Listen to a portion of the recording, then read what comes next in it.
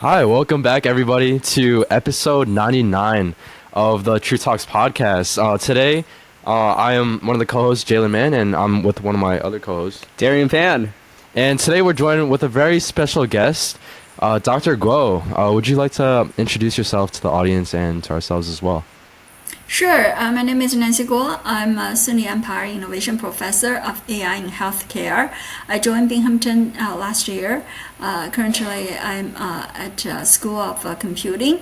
Very nice meeting you guys. Yeah. Absolutely. It's a pleasure.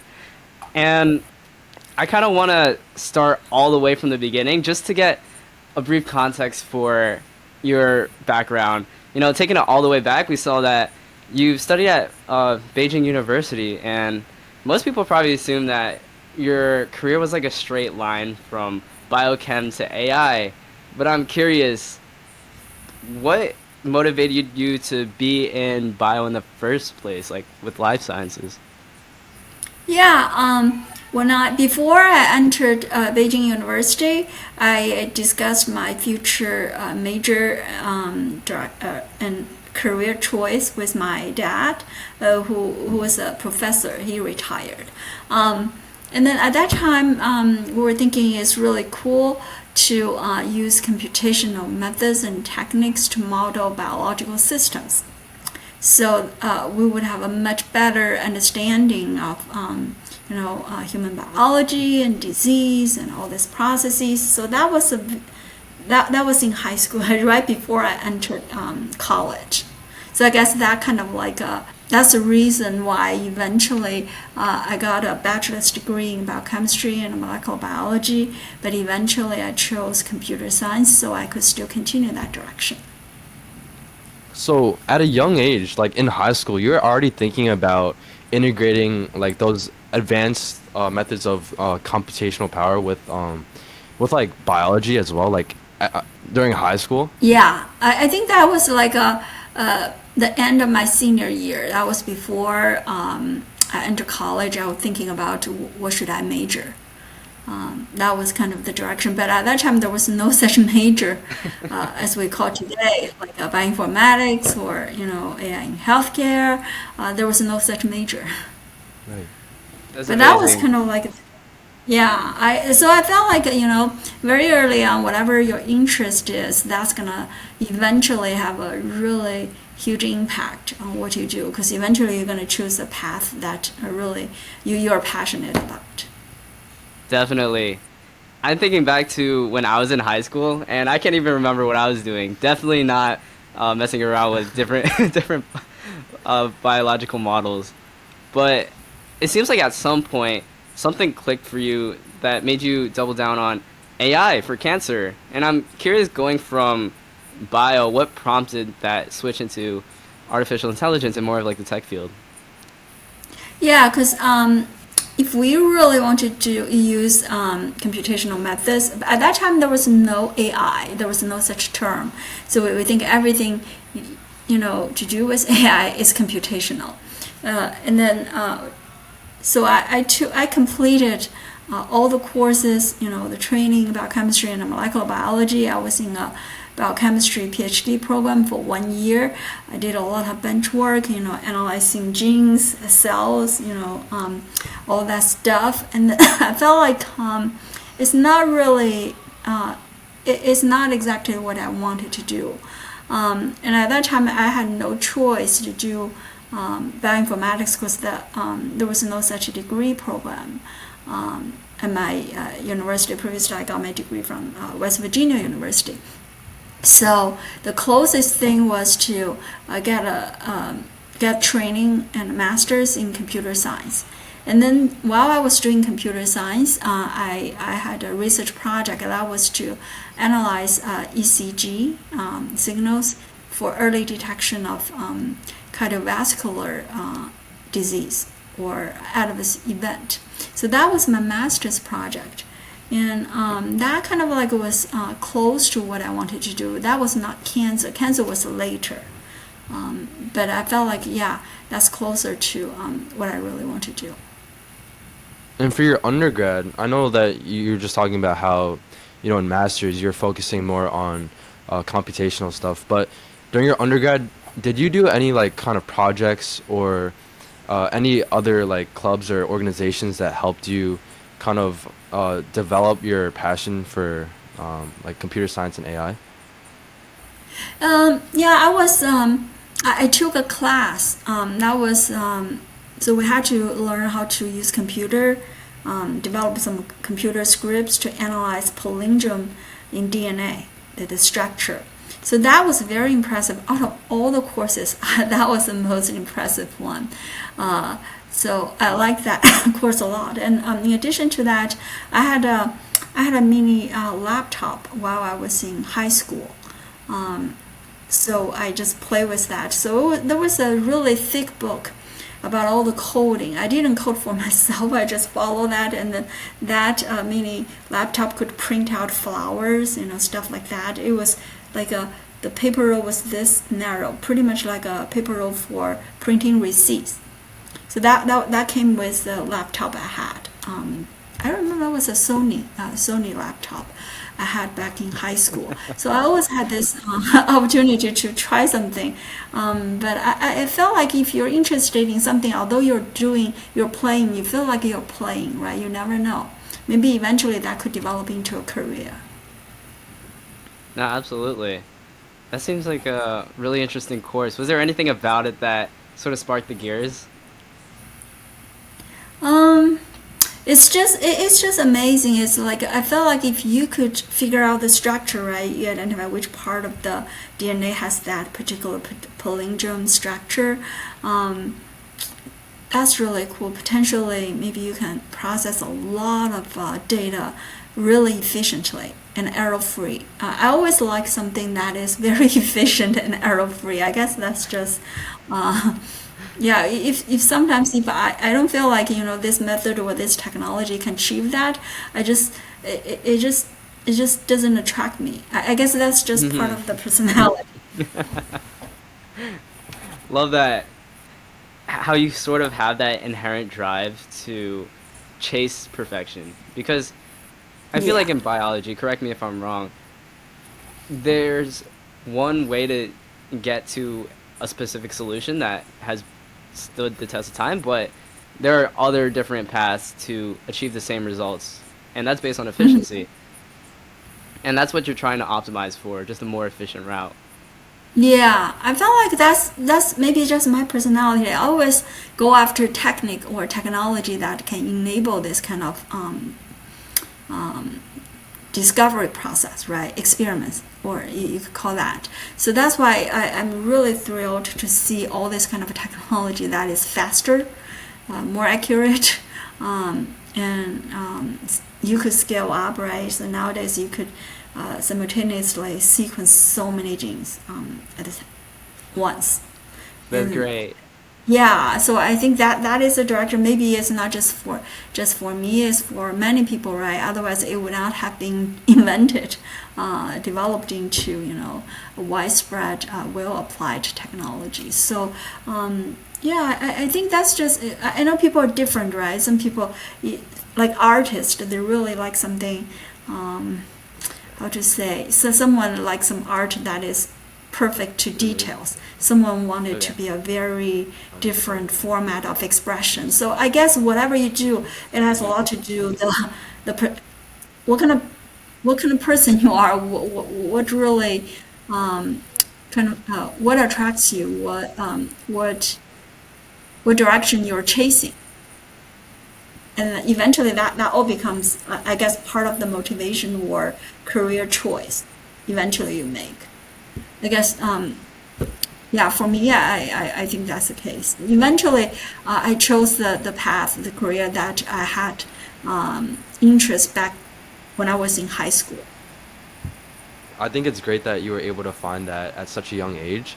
I feel like with a lot of people, especially a lot of friends that I knew, a lot of people did have and struggled with finding like something that they were actually passionate about, and then also something that would make money in the future. It's like hard finding the balance between like something that you could be passionate about versus like, your parents are always urging you to like, I don't know, like be a doctor, be a lawyer, something that is like guaranteed to like make money, but it's hard to like find like both. But It seems like you were able to find that balance and have your dad's approval with that as well, at a young age. I totally get what you said, right? I've been there, and I'm also a mom.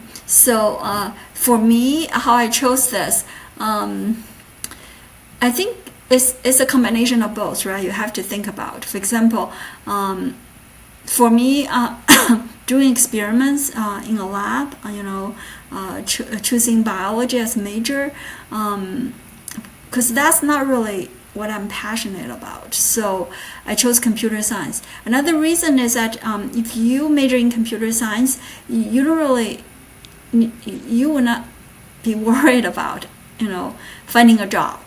So I chose computer science. I switched to computer science for two reasons. One is that I feel like this is something I really want to do. I really like to do. Another is that, think about it, it's a big change, right? You would have to take all the courses, start from the very beginning. Do you really want to make that change? And what motivates you to make that change? And one is, is passion. And also, before I make the change, I also I took two classes in the summer. One is computer science, one is statistics. I felt like I did really well, easily. So I felt like, okay, this is for me. I can do this, and I made the change. And another reason is really very realistic. I know that with a computer science major, even having a master's degree, it's very easy to find a job. But eventually, before even I got my master's degree, I got a lot of emails. They kind of like, are you interested in this position? You're interested in that position. So it was really easy to find a job at that time. If I just got my master's, and I can find a really nice job I could earn much more than being a student. But at that time, there was a conversation with my parents, and they were like, if you could continue, and say a lot of people, didn't continue into PhD because they couldn't do it. If you could continue, why don't you continue? And I was like, it's really easy to find a job now. And I heard from others, if you get a PhD, maybe your choice, your job, opportunities will be narrowed, right? You would have to just do research or, but then, I guess at that time, sometimes parents will, will mentor if you have. And I also talked to other faculty members in the department. And then they said, if you get a PhD, there are a lot of jobs. Nobody said if you get a PhD, you would have a narrow, kind of like a relatively narrow choice of job opportunities. So, and I was like, okay, if I heard all this, and also I felt like I could continue, and I still have that passion to make this kind of discovery, combining computer science techniques with biology, human health, right? Maybe I should continue. So it's kind of like when you're about to make choice, then you have to think about long-term plan, short-term plan, your passion, and balance that. And then eventually you can make a decision. Absolutely. And being a parent at it, you want your kid, to do well in school, but you know what kind of job market, right? You know the market, sort of, you know it, and then you may give some advice, right? Like your parents may give you some advice. But for me, my experience, like when I talk to my son, my daughter, I say, think about it, right? Out of all these careers, what do you like? And they quickly said, I don't want to be a lawyer. And then the remaining choice are, what do you want to do? And sometimes it's really, you need to take some time, especially at a very young age, like while you're in college, right? I would say you take a year or two, or even 3 years, or even 4 years, figure out, because it's never too late. I believe that if you don't really like it that much, it's very hard to put a lot of effort into your job day in, day out for a long period. So you will not be happy. And so at that time, thinking about how much money you make, of course you want a decent job. Everybody wants a decent job, right? Your parents would like you to have a decent job, so they will not be worried. They will not be worried about you and say, okay, after you graduate, how are you going to support yourself? Trust me, they worry about you. Not because of them, it's because of you, because they care about you. So, but for you, I guess thinking back, how I made all these choices along my path is always a consideration whether I like it, whether I can do it, and then combined with consideration what can bring to me down the road if I complete all this education, training, and effort. So it's all of the above, right? For not just like a kid, you want to go to NBA, and then when you start playing basketball, every boy probably wants to go to NBA. So it's not like that. It's after 18, definitely is a balanced decision. 100%. You touched on so many great points. How it's a tight balance, balancing your passion, and also what are the career outcomes, thinking long term, and not being short sighted. And you also touched on being a parent. I think an interesting question to ask is, what sort of lessons or traits do you hope to instill on your children? Oh, I would totally, kind of like I would not push them to make a choice. What do you want to be, right? A doctor or lawyer or an entrepreneur or a professor, that I would not make that choice. I would still foster their interest. They have to be interested in things. If they're truly interested in something, right? And then they're going to be so self-motivated. And then all we need to do is just, a little bit guidance, and then encouragement.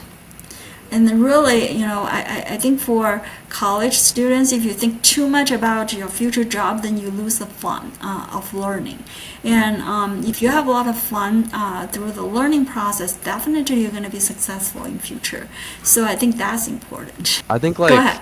being part of like the Asian community, I think like I see a lot of parents like not really realizing like the passion that is really important for their kids to really have when they go into their career.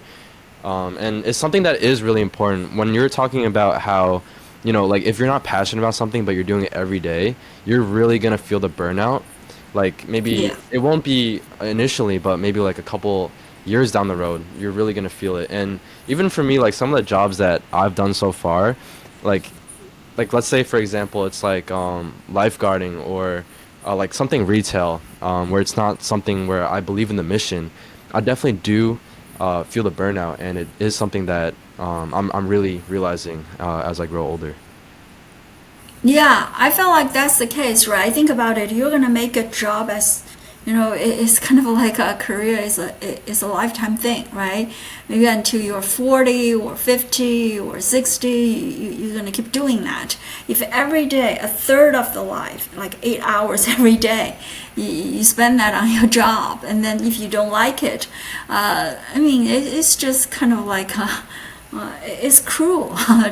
I feel like you're spending so much time on something. If you like it, then that's a bless, right? It's so blessing. You're doing something you enjoy, and then so it's really kind of like a balance. It's like the job should provide you with a decent life, right? Nobody wants to work on something and not get paid.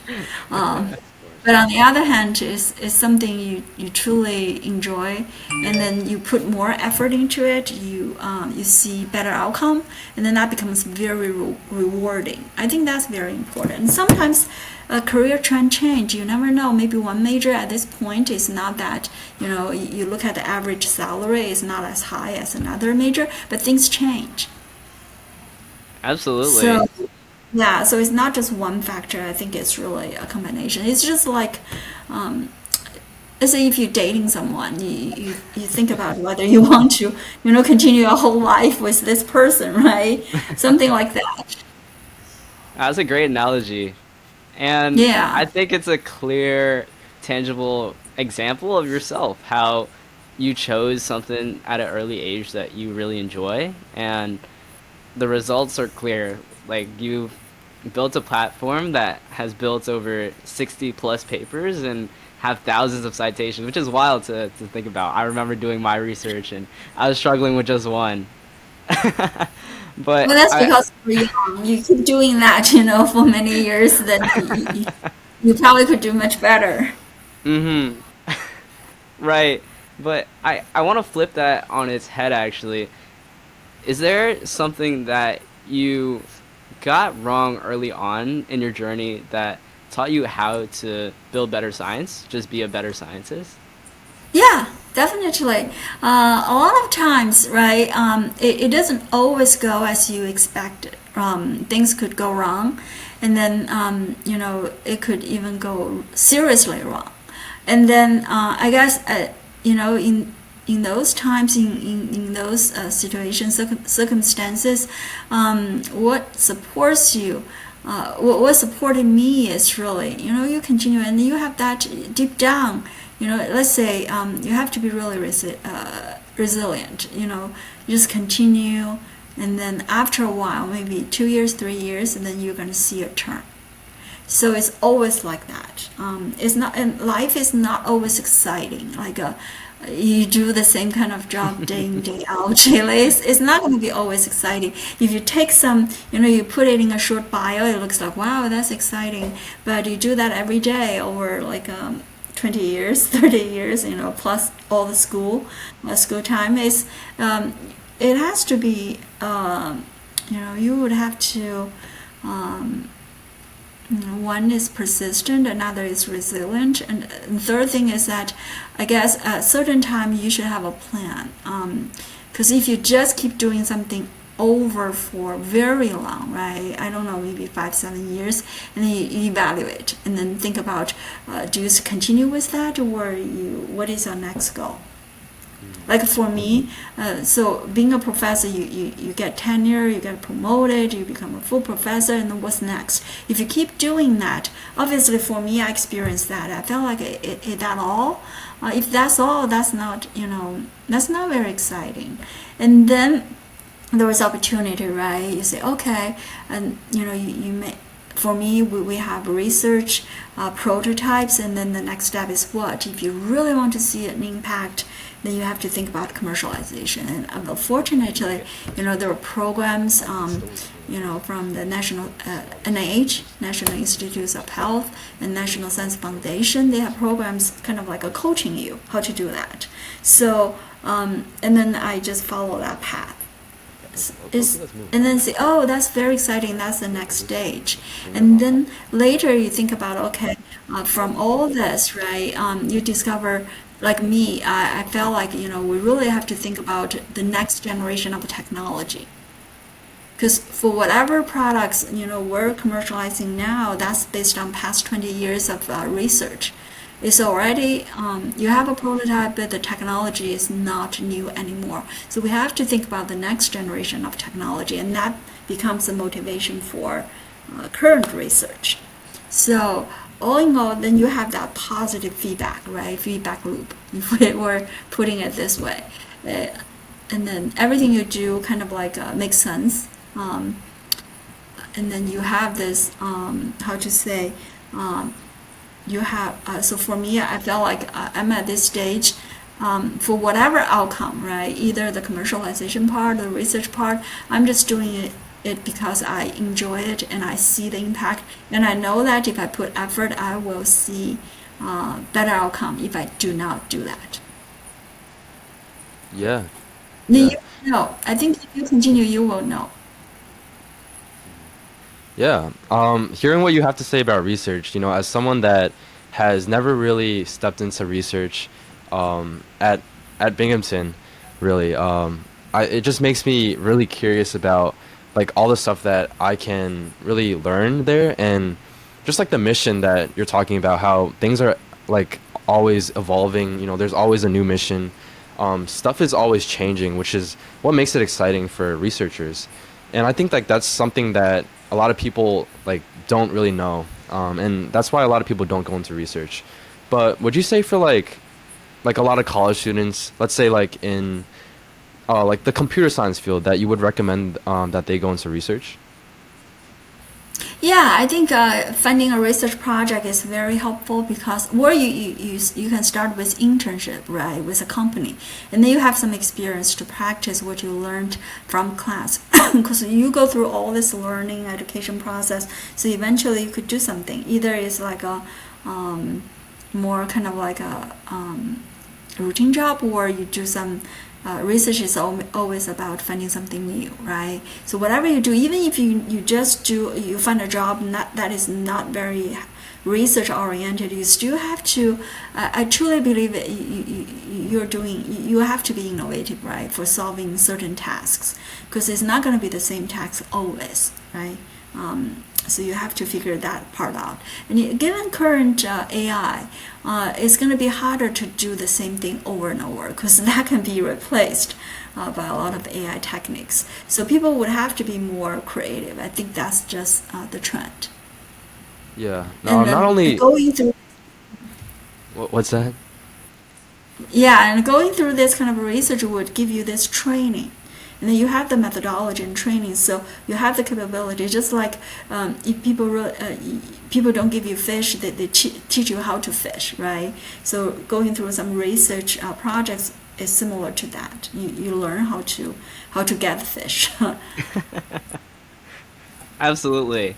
I love how you started off talking about resilience, persistence, and having a plan carrying you, and then how research now develops that framework even more so that you have a stronger mindset when you do other pursuits, not just within whatever career that you choose.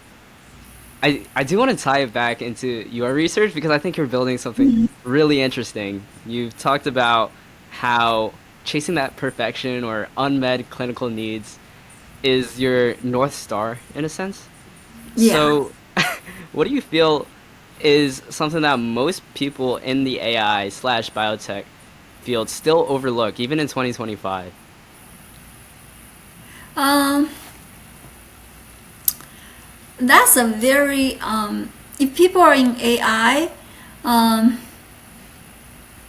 I feel like people in AI if you look at the technology that become widely used, right?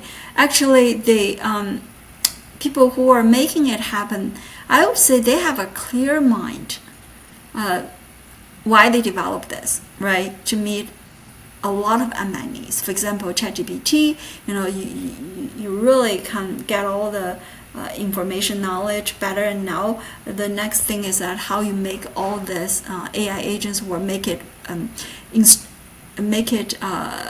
better at reasoning, right? So a lot of people are in this field for technology that become widely adopted. Obviously, they're successful. Why they become widely adopted? Because everybody finds using it. So that's why they use it. So for this perspective, I feel like people are doing a really good job. So you see kind of like an improvement, right? For me, you know that I always look for something more efficient, more accurate, right? And I think this trend is very, very encouraging. And in biotechnology, I would say, because I always serve on grant review panels for the NIH, I see a lot of applications. So out of a lot of applications, the applications that stand out are always from people who really they understand the need, and they're taking the hard way to develop deep technology, not just easy way. I can generate some data. So you can easily tell maybe 1%, 2%, or 10% of applicants, they think deep. They're going after. They're willing to work harder and take the challenge to develop more cutting edge technology to solve current problems. Right? That may have profound impact in a lot of fields. You can always see that, but the percentage is not. It's always the top percent.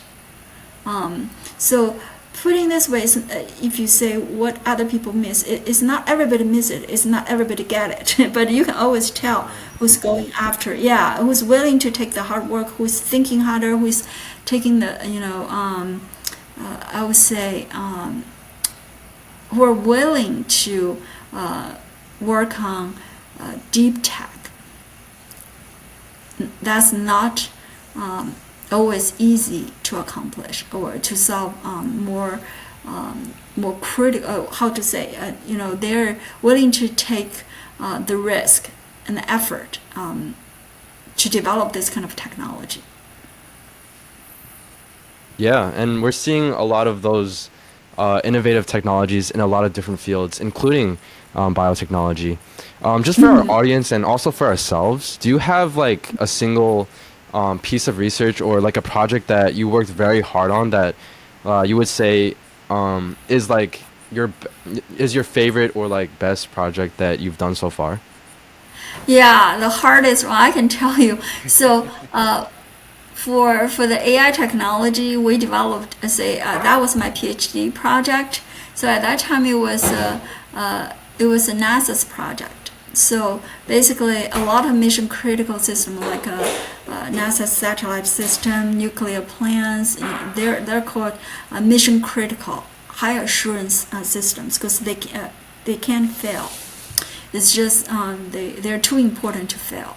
So during the building, right, the development of these systems, a lot of people put a lot of resources. So the result is that you test it.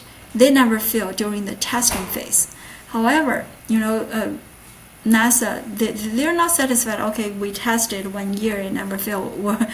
It's good to go, right? Satellite system, whatever. Or nuclear plant, you test it for 2 years and then let it go. It's never like that. They still need to know during the deployment which part may fail. So that becomes a very difficult problem for us. So that was my PhD thesis. So and I remember I read books and the books are not even available. I had to buy used books now because they're out of print. And then think about all this and study for a whole year and figuring out and develop some technology and passing that, we tested. Yeah, it seems promising. And then when I became an assistant professor, I could take research projects, right? Like a PhD, you're doing things that your advisor asks you to do. And then when I became an assistant professor, I can just start my own projects. I said, okay, well, where do I start? And I went back to my old passion, right? I took patient genome data, publicly available from the NIH website. And then we apply the technology. Now the problem becomes, given patient genome data, you don't know which patient will develop tumor recurrence, right? It's early on. Nobody had recurrence yet. But can you, use current data, patient data, to predict which tumor will develop tumor recurrence and metastasis? So that becomes a very similar scenario as a NASA's project, right? So you only have certain data. The satellite or nuclear plant has not failed yet, but you still want to predict. So here is like a patient is diagnosed with tumor is cut, the patient received a curative surgical resection, and then the problem becomes, can you predict which tumor may come back? So then we apply the technology. I mean, the data analysis part is not that hard, and the hard part is how do you validate this? You have the results, and then I had to, work with oncologists from different universities, comprehensive cancer centers, and then collect their patient data. And then we have to design experiments to test it. Because from AI, you have a lot of results, but it may not be applicable to a patient from a different hospital. Then we had to set up a lab, and I didn't have a lab, so I established a collaborator with the CDC, and they said we use their lab. And then hire people, right? start doing all these experiments, design our own gene chip. So initially, from the whole genome scale, everybody has 25,000 genes, right? Start from there, we're able to identify 160 genes. And then we designed our own gene chip. We collected all the patient samples, and then we test them. And from 160, we're able to select 7 genes. And then that 7 gene as it really worked well. It worked well on multiple patient cohorts and worked on a randomized phase 3 clinical trial that was publicly available from clinicaltrials.gov. So that was the hardest project, and I'm not done yet. So then we published a paper, and I started receiving email from oncologists saying, I have a patient. I read a paper, and now I have a patient with stage 1B non-small cell lung cancer. I'm thinking whether to give the patient chemotherapy. Can I use your result? I was like, no, this is research result. I can't sell it to you. And I have colleagues, from previously working at cancer center. They say, my husband used to be a smoker. He also was a coal miner, for 20 years, and then he was diagnosed with lung cancer. Can we use your technology? I said, no, unfortunately. And I got enough of these emails until one day I was in a program, right? I pitched to a program, it's NH Ideas to Product. And then they selected me. And then they said, okay, now you need to think about starting a company. I was like, no, I don't want to start a company. I am a professor. That's not my job. It's too much work. And then nobody wants a lot of work, trust me. And then he was like, no, I coached so many people. And then so many professors, they all started a company. It's not that hard, trust me. I'll coach you step by step. And then I started, I just finished registration and started, and at that time I had to think about, how to turn, it's very different, doing research and developing a product is a very different mindset. And then I had to, and then luckily I went through a lot of training. For example, I-Corps. Binghamton also has this kind of like I-Corps. If you're interested in, entrepreneurship, you could consider that, right? And then they teach you, have to conduct customer discovery, right? Who's your customer? Who's going to buy it? What's their need? You have to assess it. And then I did the regional I-Corp. We only need to conduct 30 interviews. That was easy. I did that. And then we were thinking, at this time, we were thinking, okay, we had to get the funding, right, to do a lot of things to commercialize it. For example, maintaining a company, that's a lot of cost. And then we think, okay, maybe National I-Corp. They offer $50,000. I was like, that's some money, right? We go after that. But then they ask us to do 100 interviews. And I told my PhD student, at first she didn't want to do it. She said, I'm about to graduate. I don't have the time to do 100 interviews. And I had to, it's like, I told her everything I was told, let's do this, go through this, what is the benefit? You understand the unmet need better after going through all these interviews. And eventually she was like, okay, fine.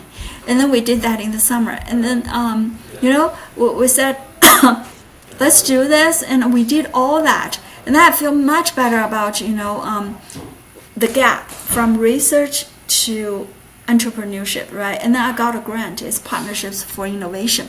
So this grant is kind of like different from other research grant. It's like you have to develop market-oriented products. So at that stage, it's all about how you commercialize the product, so people can use it in clinic, so that you can see real impact.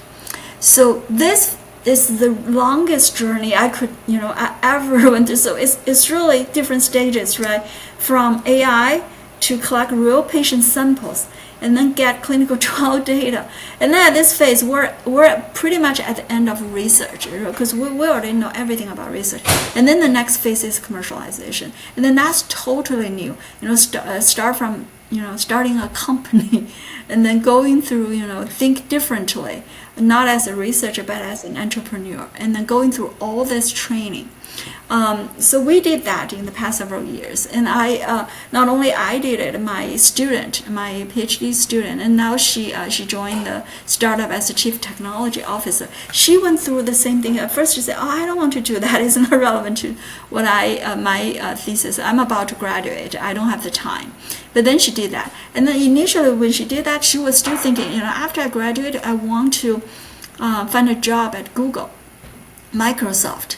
I mean, startup, that sounds so unreliable, right?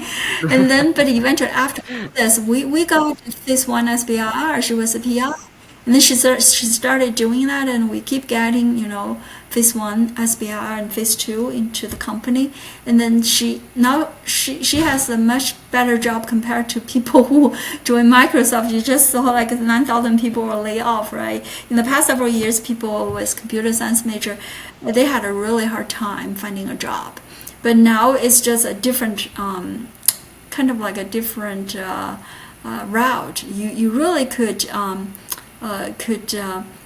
find a job just by commercializing your own PhD work. I think that's really fulfilling for her. We just had discussion beyond job, right?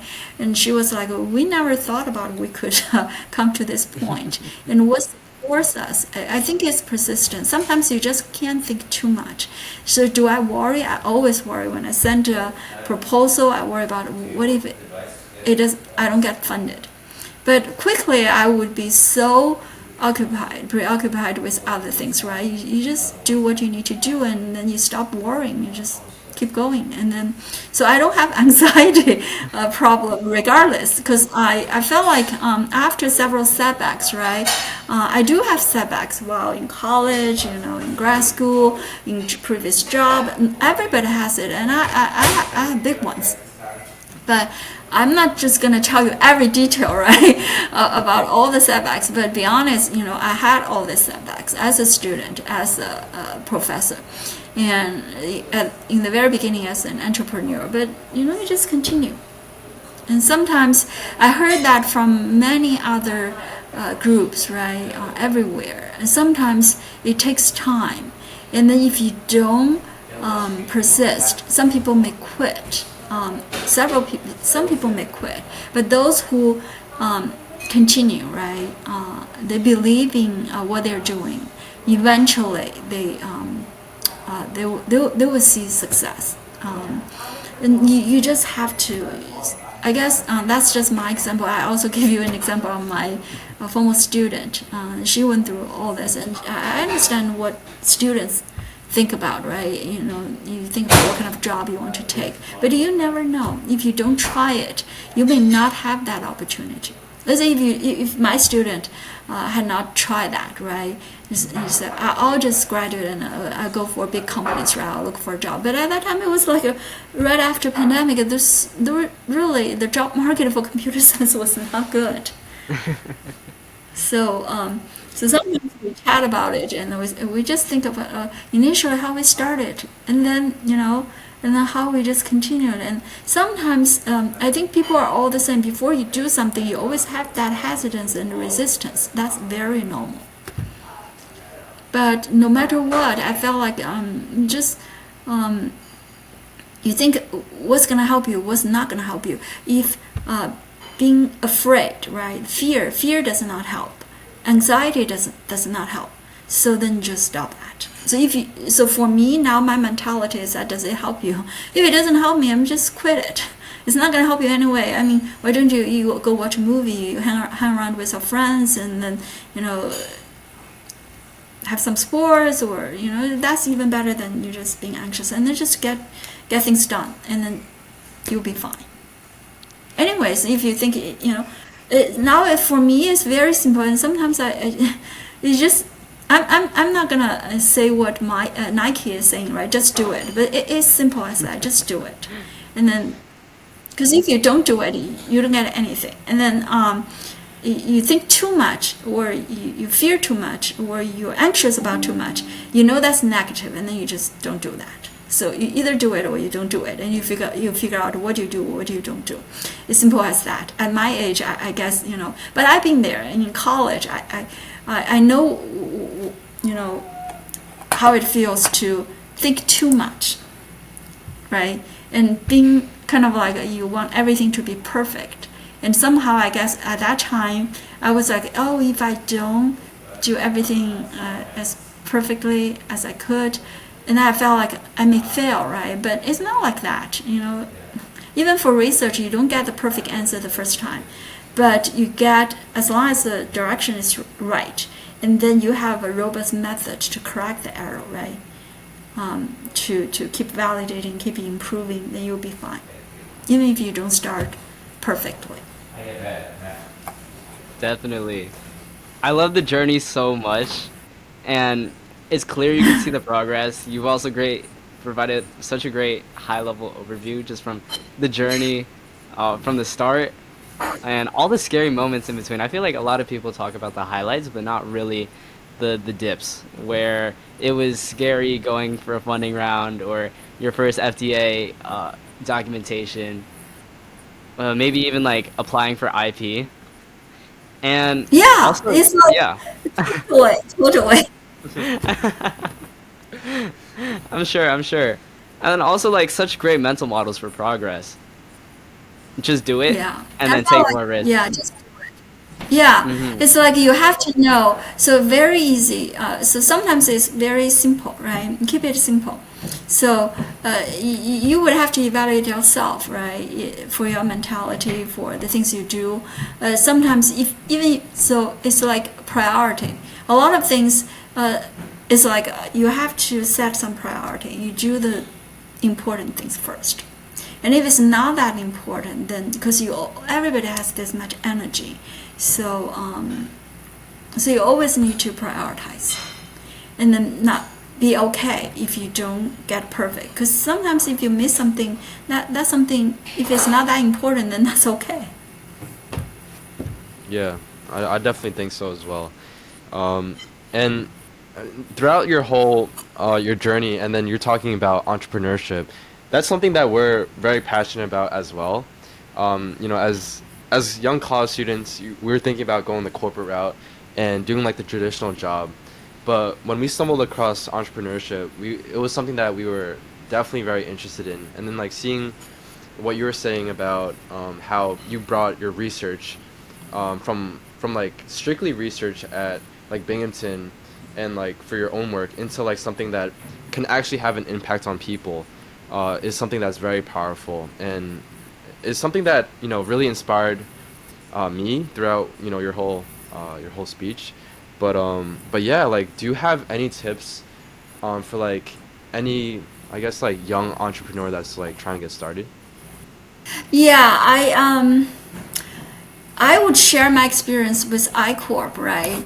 Because iCorp, what we learned is that you may have a lot of ideas or you like a lot of things, but the number one thing is that you have to assess whether you solve unmet need, right? If something you want to commercialize, nobody needs it, then you're not gonna have the market. So sometimes, especially like researchers, we're passionate about our research, right? But not every research project has this potential to be commercialized. So, and we learn this from, so many iCorp programs lessons. It's like, and people may ask, why do we have to do this? Customer discovery or product market fit validation. Because, and someone told us, I was an entrepreneur. I've been an entrepreneur for 30 years. What do you think about it is that, you're putting a lot of energy or even some money into it. You don't want to end up shirtless, right? That's a simple answer. You think about it, it's not like you join corporate, right? So if the company is good, you're doing a good job, you have your job. And if you become an entrepreneur, it's pretty much like, you think about it, you're sacrificing other opportunities, right? Being an entrepreneur. And sometimes at a certain point of time, you need to raise money or even put your own money to keep the business going. So that's a lot of investment.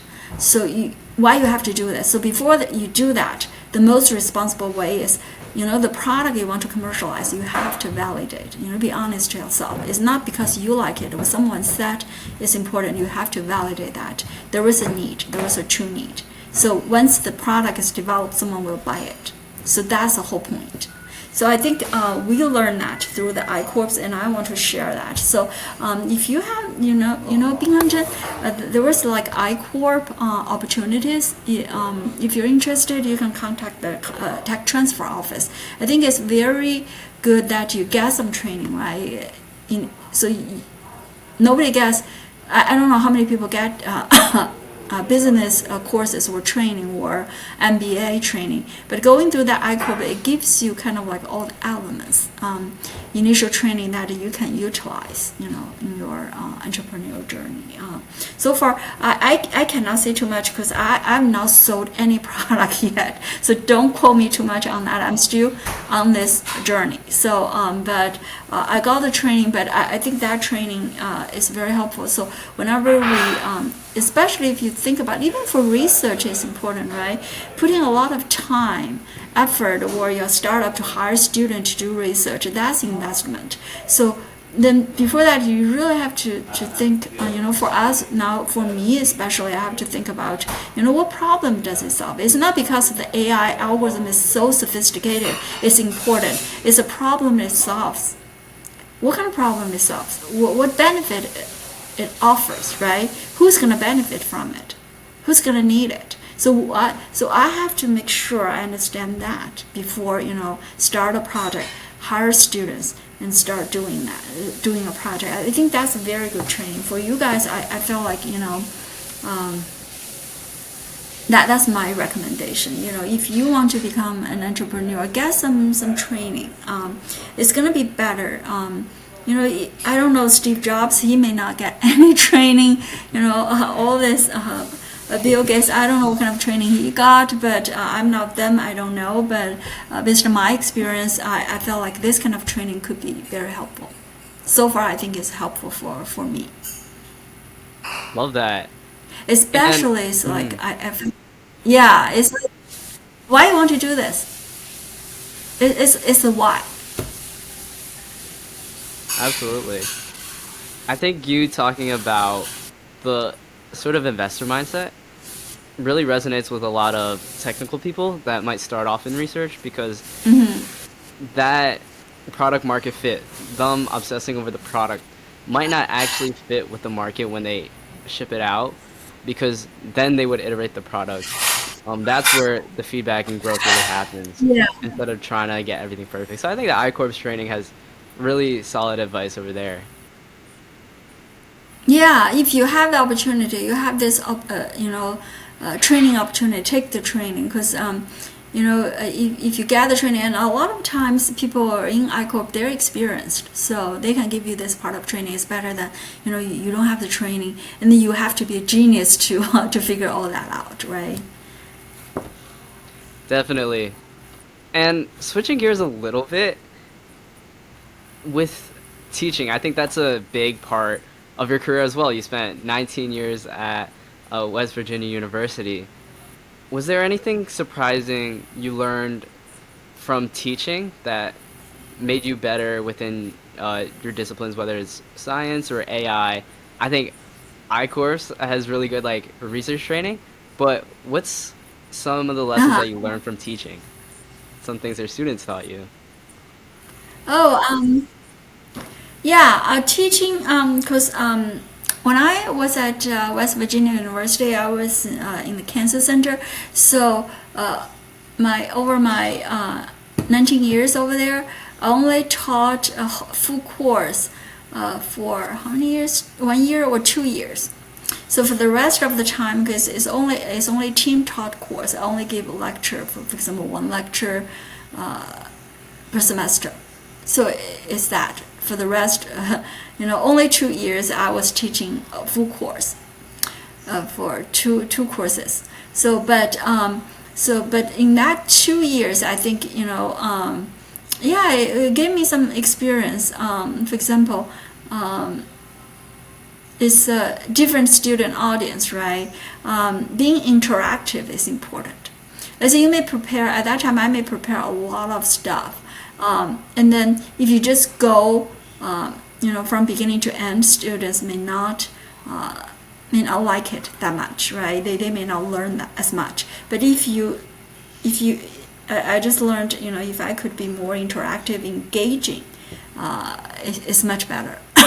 And also, the more engaging, right? It's like questions, and you engage them to think, to do problems on during the class, and then they learn better. They like it better, and if they like it better, they'll learn better, right? So they are not bored. They're not just sitting there and listening to all the lecture slides. So that's what I learned.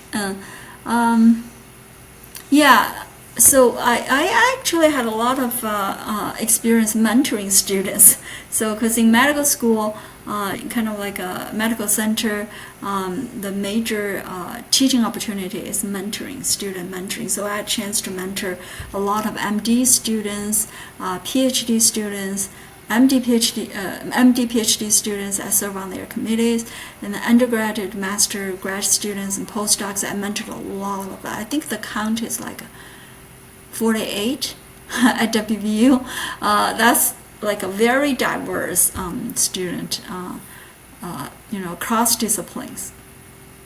So, so for my so classroom teaching, it was so only taught in a full class, like for 2 years, and the rest of the time I spent so much time mentoring students at all from different disciplines, so they can do this kind of multidisciplinary research. So I got a lot of experience mentoring students. But the teaching experience definitely helps. So that's why when I joined Binghamton, so I know what it's like, right? It's not a barrier for me teaching students, especially when I teach AI in biomedicine to computer science major. And sometimes in the class, there are students from biomedical engineering or school of pharmacy, and I know how to kind of like explain the background from different fields, so they all learn it. So I felt like this kind of mentoring and teaching experience really helped, especially in this kind of like a multidisciplinary teaching and mentoring environment. Yeah, I think like a lot of the lessons you're talking about, like keeping it engaging and just like making sure that all the students are with you throughout the whole course and not just going from the start to the finish, is something that's really important in a lot of different aspects in life as well, besides like just being a good teacher and professor. Like for example, doing your own business, I think those are some of the those lessons really can apply to that as well. Or even like being a parent, it teaches you a lot when you mentor people and just see how they can grow while you're alongside them. But do you see yourself continuing on with teaching like in the future, or do you see yourself more so going the route of being an entrepreneur and like just like focusing and narrowing down on like doing your research and having that impact people? Oh, I think it's everything, right? Teaching, because sometimes teaching is part of my job, and also for me, I have students, and then I ask my students to take my class because that's relevant to their research. And sometimes just for me, I talk to a lot of professors. They like to teach because they want to recruit the best students from their class into their lab. And for me, and now it's even, the pipeline is even longer, right? Those who are doing really well in the research lab, now after they graduate, they have opportunity to join my startup. So then you really understand, right? You work with the students, you know their strengths, and then they understand the research, so it's like they continue that developing into a product, and then they have more opportunities, right?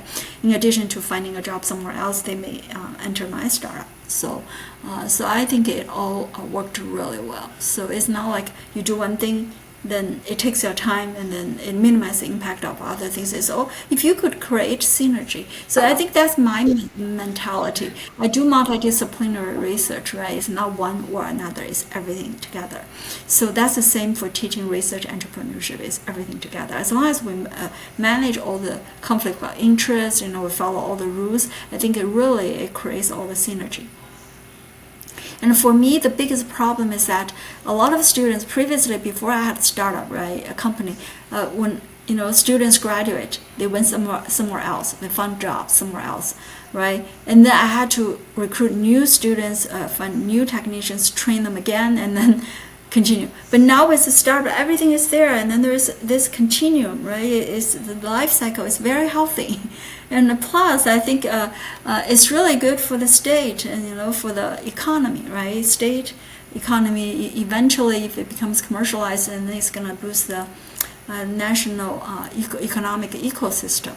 So I really like this idea. I think whoever I know that it was passed. This SBIR funding mechanisms was proposed and passed in 1980s by the Congress. Whoever developed the system, I think they're really smart. And I talked to people from Europe. They never had that kind of system, right? They did not have this I Corp training, whatever. They don't train their professors into entrepreneurs. It's not like the U.S. So I think here, we're doing a lot of things differently, very innovative. This system. You don't really see that in a lot of places. I was a Fulbright U.S. scholar. I was in Brazil last year. I never heard of that. They don't have this kind of system. And I talked to people in Europe. They do not have this kind of system either.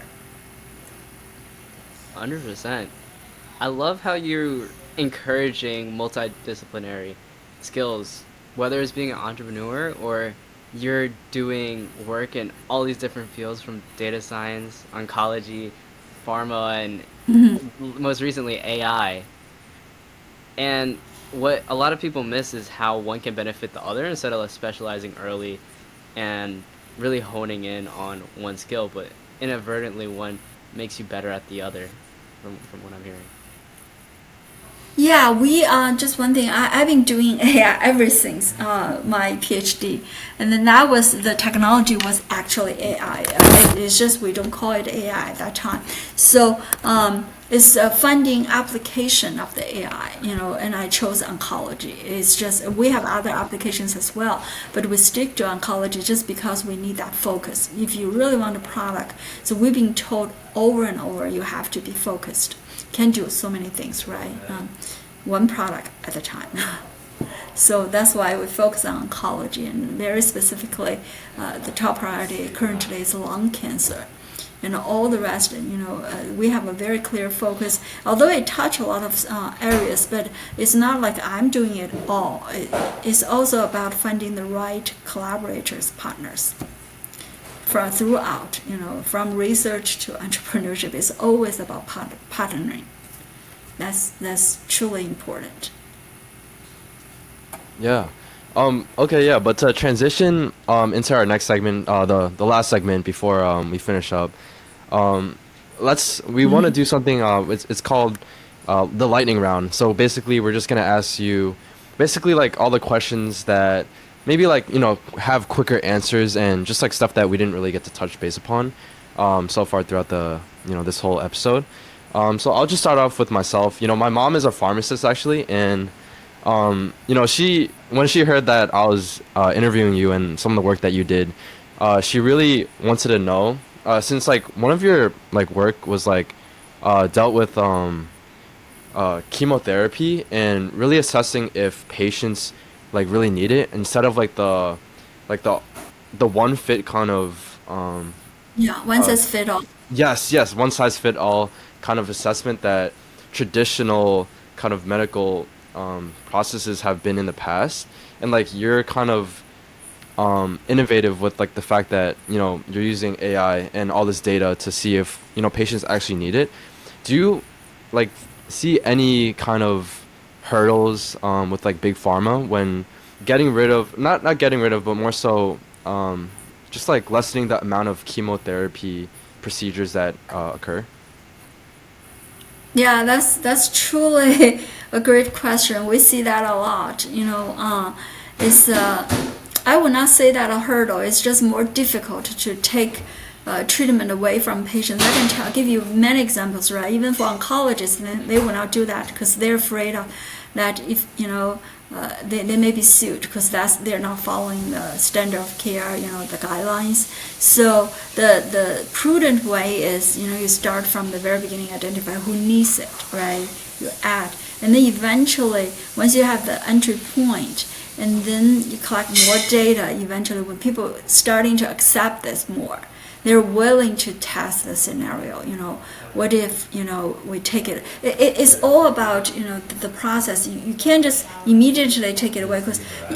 Like for a new product, we're not even there yet because it takes more. We got FDA feedback. If we're going to say you don't need it, we need tons of clinical trial to do that. So it's very hard to do at the very beginning. So the more realistic way is to start with a very small segment of patients, and then you evaluate, and then you broaden the application. Eventually, it will be at a point people realize, oh, okay, maybe we can take it away. So it takes time. It's just we can't immediately start with that. Like breast cancer. Right. It started with, like Oncotype, right? It started recommending, okay, patients, what kind of patients need chemotherapy plus hormonotherapy? What patients do not need any of that, right? There was range. And then they started with very early stage 1A. And then eventually they included stage 2, stage 3, and now people are talking about not only removing chemotherapy, they may even remove some surgery. But it didn't happen, from day one. It takes time.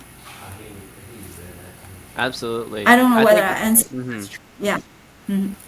Yeah, it'll definitely take time for the industry to adapt. Big pharma does tend to be an industry that is hard to disrupt, and of course the big players would not like it taking away your market share. I guess what I wanted to ask is if there was a sort of book or podcast that you'd recommend anyone listen to, maybe one that shaped how you work or lead now. Oh, I don't stick to a certain podcast. Let's say sometimes in the car is PBS, right? I read a lot of stuff, and it's never like whatever books. For example, technical. For technical books, it's pretty much everything, right? Upcoming new books, new papers, journals, all that.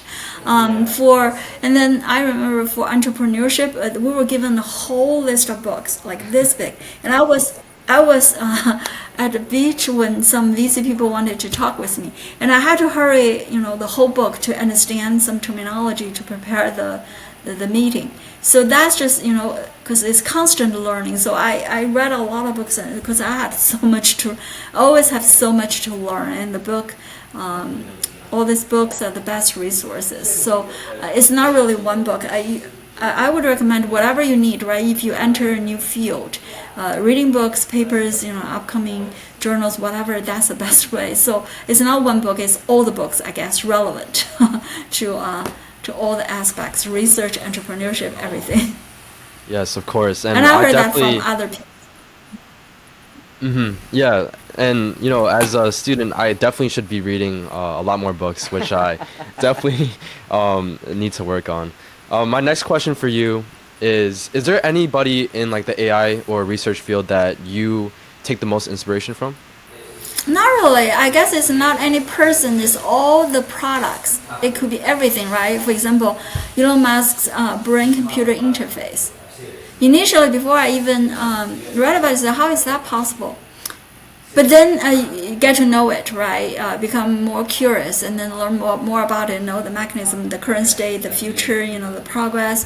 So every technology, although it's not directly related to what I'm doing, but I'm curious about that and keep reading about it. So it's not any one person, it's the technology. So for example, before ChatGPT was out, right? All that. And I think back when I was doing my PhD, I took a project. It was a separate project. I didn't incorporate it in my PhD thesis, but back then, that was 2003, I started working on the project. I know this concept. Military, actually, they've been doing this kind of research back then, and it was pretty advanced. It's like you give some research requirements, and then going through this formal learning, and then the goal is to develop the software. it's very advanced, and the technology was already during research phase back then. So that's actually, I think, it's even more advanced than current GPT, right? It's not like you store it, that you prompt it, they pull it out. It's even start from the software requirement. The goal is to going through this model development and develop the software itself. And I just went through some seminar. I think current robotic field, that is a concept that is being developed and into some prototypes in that field, robotics. So very rigorous training. So I know this back then. So when I saw ChatGPT, I said, oh, okay, that's very similar, right? It's not so. It's not exact the same methodology because it's mostly transformers, but the another kind of like a similar field is what I just described, the other field. So that's the type of technology I'm interested in. So I don't know who developed that, but I know this is a field. So instead of saying who inspired me most, I think it's a field, certain field, and I You ask me if I have an idol or not Yeah, really. It's Mhm. particular. Right.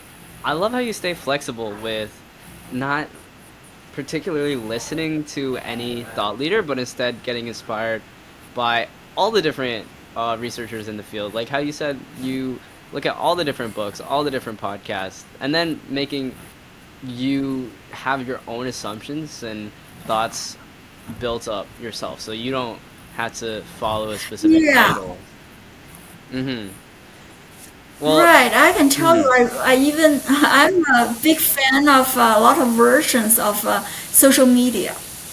So yeah, very big fan, and a lot of different forums, right? A lot of place people chat, and then there are some specific topics, in whatever language. So I'm a big fan of all that. So it's not like a certain people. I think it's information available either from internet, social media, or more kind of like academia oriented, like papers, journal papers, presentations, or even YouTube videos, everything. So it's really hard to say a person.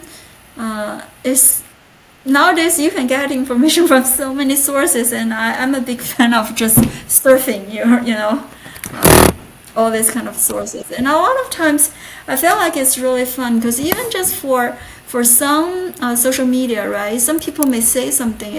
People tend to chat a lot over the social media. Even if some people say something, you feel like you watch people discussing some topic. It's like you listen to some conversation, and sometimes it's just some point.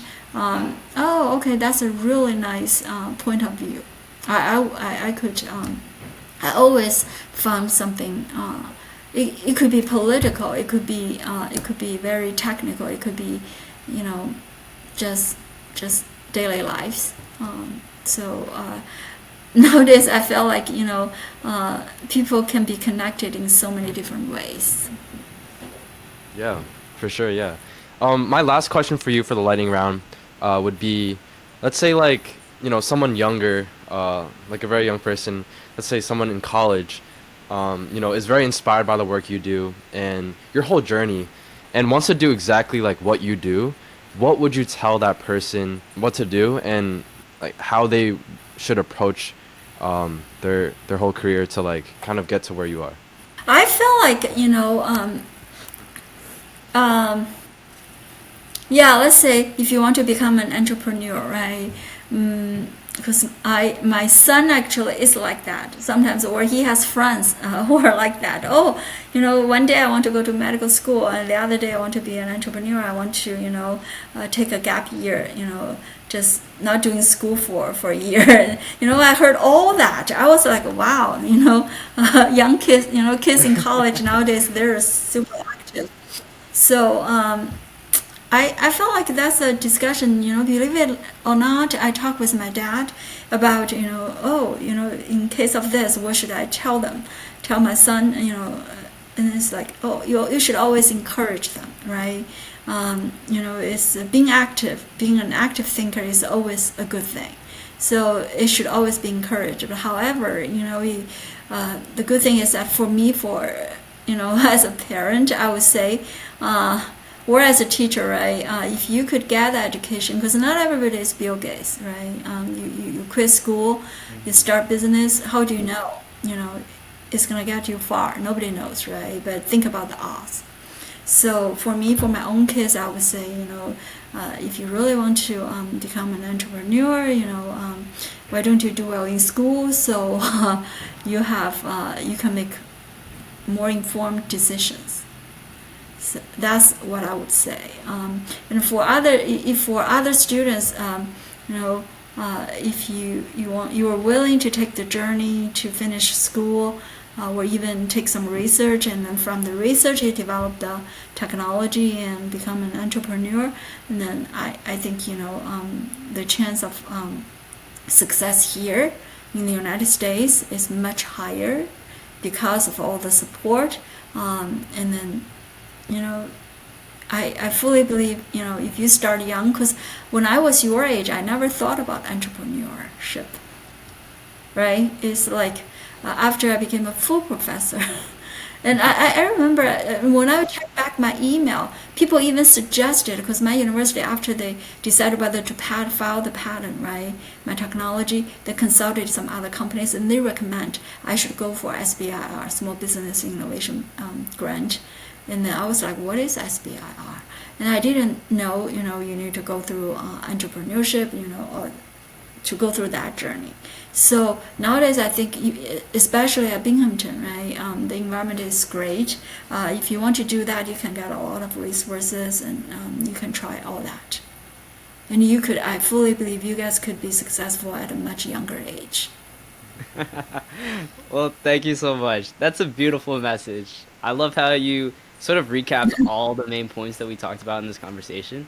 Taking risks and chasing your passion. That seems like a common theme that has carried you to not just focus on the destination, but the journey as a whole, actually enjoying the process, because that's what you'll be spending the majority of your days doing. So you really have to discover and try out what is that spark, what is that why. That's amazing. Well, Dr. Guo, thank you again so much for your time. It's been a pleasure talking to you. For Thank you. the for the listeners that are on, where could they find more about your research? Where could they find you online? Any of your contact? Oh, Binghamton, they can search me, Binghamton, and then my office number, email is all listed in my website. It's in the School of Computing. And if you're interested in research, you want to know more about my research, you want to start, feel free to contact me. I have people, high schoolers now contacting me. Yeah, it reminded me I need to schedule a meeting with them. So it's like this is kind of like the job. There is a part community outreach. So I'm happy to do this. And as an educator, right, a professor, I think it's also my passion, kind of like through my own experience. If it could help the younger generation, I think that's great. That's actually part of my mission. So I'm very happy, and thank you again for having me. And I wish you, best of luck, right? Finding your passion, finding your... Yeah, we both appreciate that. And, I think this whole conversation was very inspirational. I took away a lot of important parts, not just like in like the career aspect of things, but also just like your outlook on life, which is something that, I like to think pretty philosophically. And a lot of your points really made me think a lot about life as well. But yeah, so we'll link down all your research in the bio, and we really appreciate your time and having this conversation with us on the podcast. And that concludes today's episode. Thank you so much. Thank you. Have a good night.